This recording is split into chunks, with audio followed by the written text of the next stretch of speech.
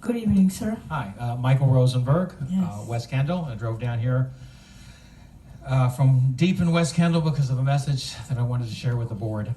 Last October, a young mother was preparing her children for school, two twins, 6 years old, and a 9-year-old, and she packed their lunch boxes and she put their backpacks on like we all do, and she watched them walk out the steps of her house and cross the lawn and to the street where the school bus had put the stop sign out for cars to stop.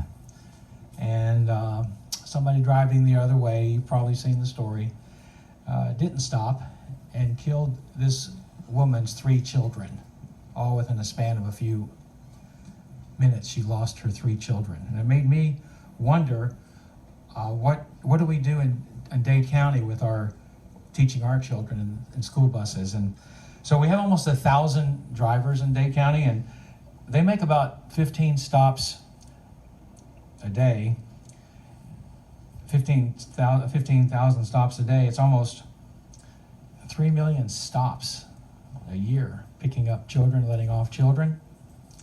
That's 3 million opportunities for a car to go through the stop sign.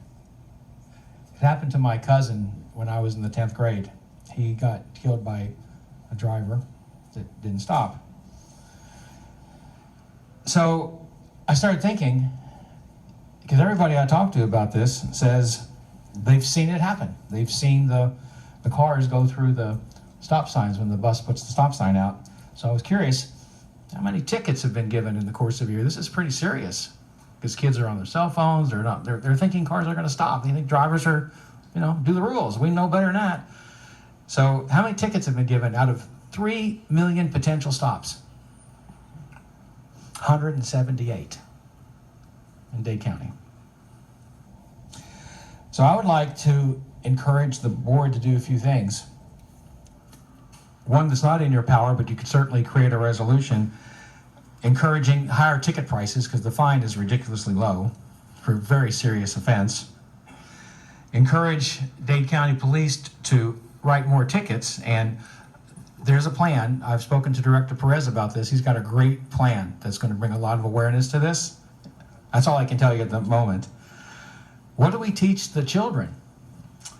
Some people I spoke to said the parents will tell them. Well, that scares me.